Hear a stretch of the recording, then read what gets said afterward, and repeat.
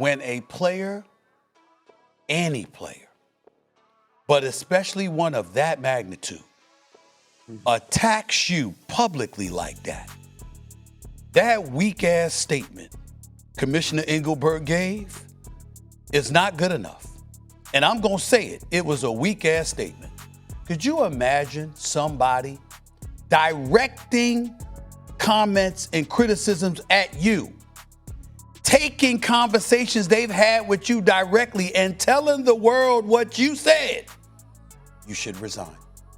When is enough finally enough? That's the question echoing through every locker room, every press conference, and every fan forum across the WNBA. The media has spoken. The coaches have spoken. The players, the very stars carrying this league, have spoken. They've all effectively voted to suspend, if not outright fire, Commissioner Cathy Engelbert. And yet, she's still in her chair. So the question becomes, when will Adam Silver, the ultimate boss of basketball, finally step in and make the move? Because, make no mistake, the NBA commissioner has the power to protect the WNBA from its own leadership. But for months, fans and players have been asking, why hasn't he? Let's start with the core issue, communication. Players from Nafisa Collier to Sophie Cunningham to Lexi Hull have all made it clear there is a disconnect between leadership and those on the court. Engelbert doesn't pick up the phone. She doesn't show up in the locker rooms. She doesn't sit courtside listening to the frustrations of the stars who make this league relevant. Instead, she runs the WNBA like a corporate boardroom. And here's the problem with that. The WNBA isn't a boardroom. It's a battlefield. It's a spectacle. And it's supposed to be a league built on trust between players and leadership. But as one player put it bluntly, how can you negotiate if you don't even communicate? A leader of an organization, how are you not close with the stars of the organization? And the dilemma right now in the WNBA is that the star players, the Asias, the Stewies, the Sabrinas, the Caitlin Clarks, they don't have a good enough relationship with the leader. The Nafisas, they don't have a good enough relationship with Cathy Engelbert. She came in and she wants all the credit for everything, but there's not enough communication between the leader and between the players. And now you got a revolt. Now everybody in the W is like, hold on, we want you up out of there. But I think the best thing I heard is, how can you negotiate if you don't communicate?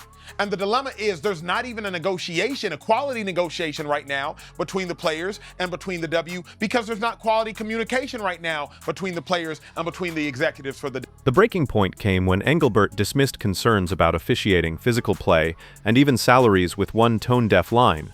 Caitlin Clark should be grateful the WNBA exists. Grateful.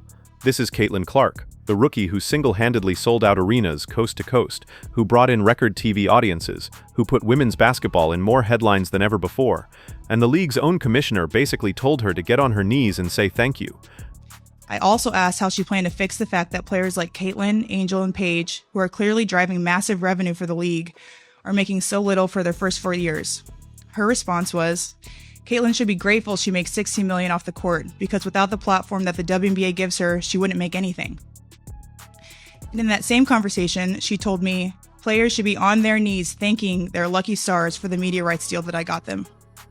That wasn't just an insult to Clark.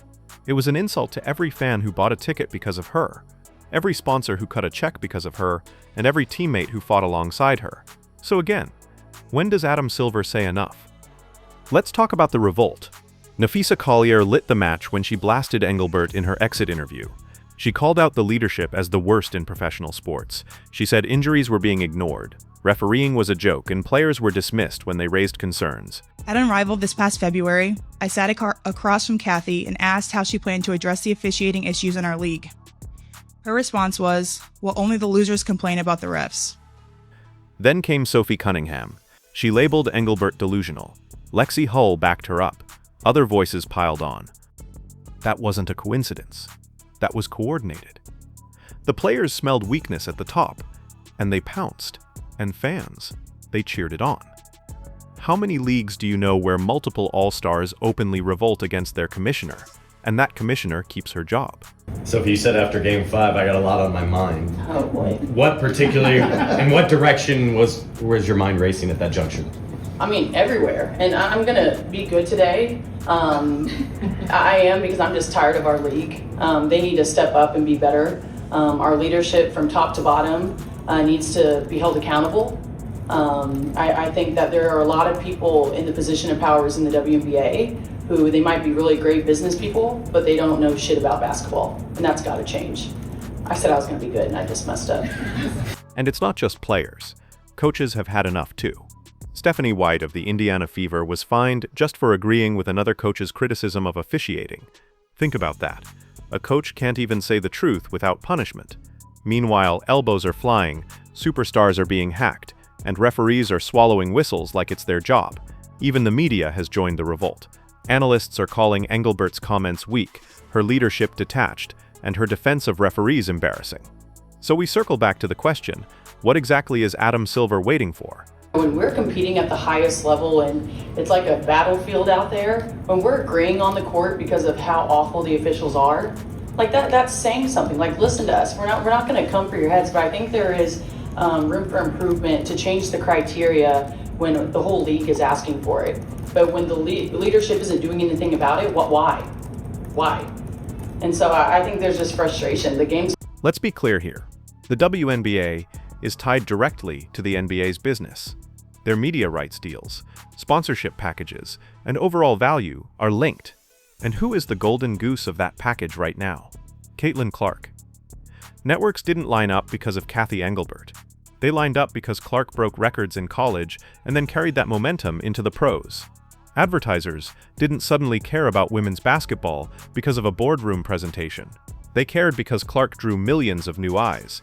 Lucky she's got a $16 million deal because of the platform the WNBA gave her. It is the single dumbest thing ever said by a sports commissioner in American sports. So when Engelbert dismisses Clark as someone who should be grateful, she isn't just insulting a player.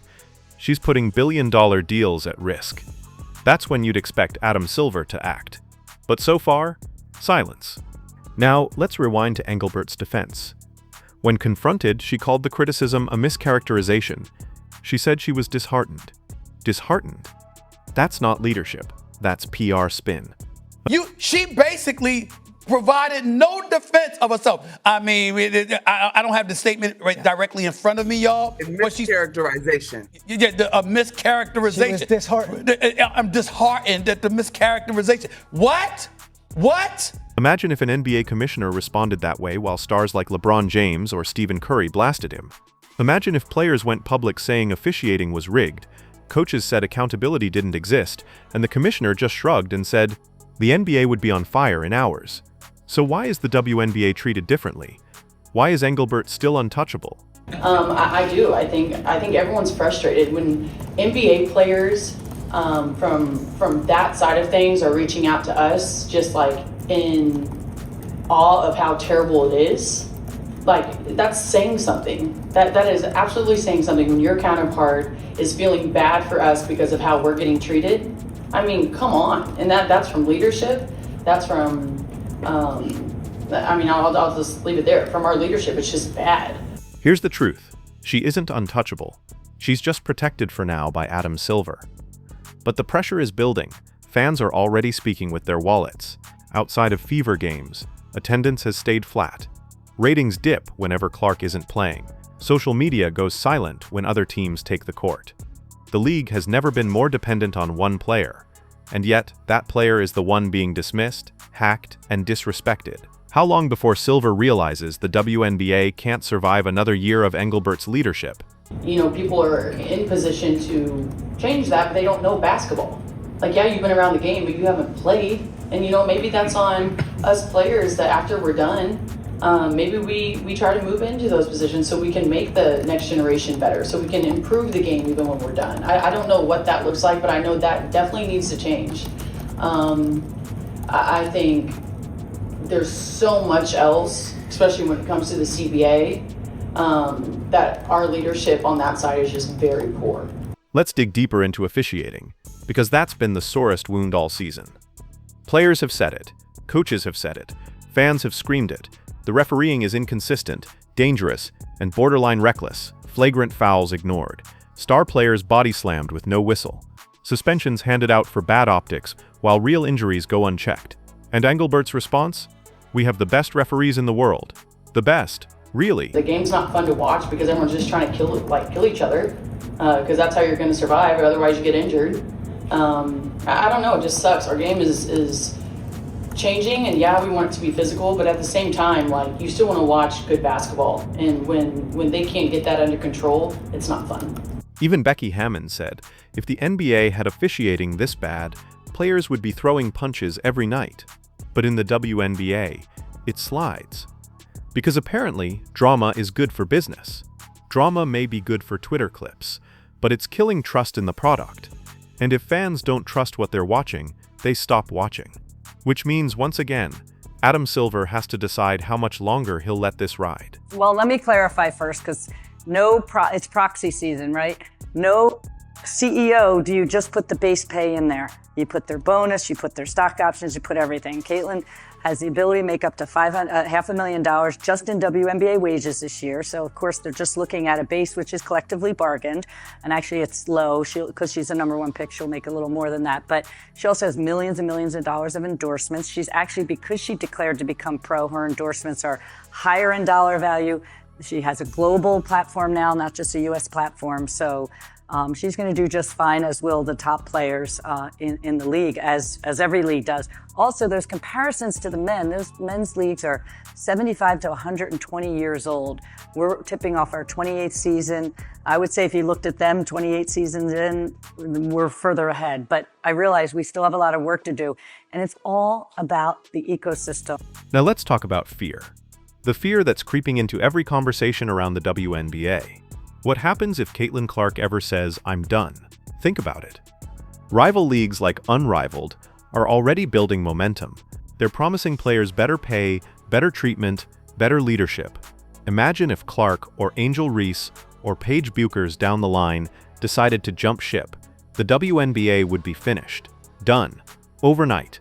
And that's the nightmare scenario Adam Silver cannot allow. Which is why the pressure on him is mounting every single day Engelbert stays in her position.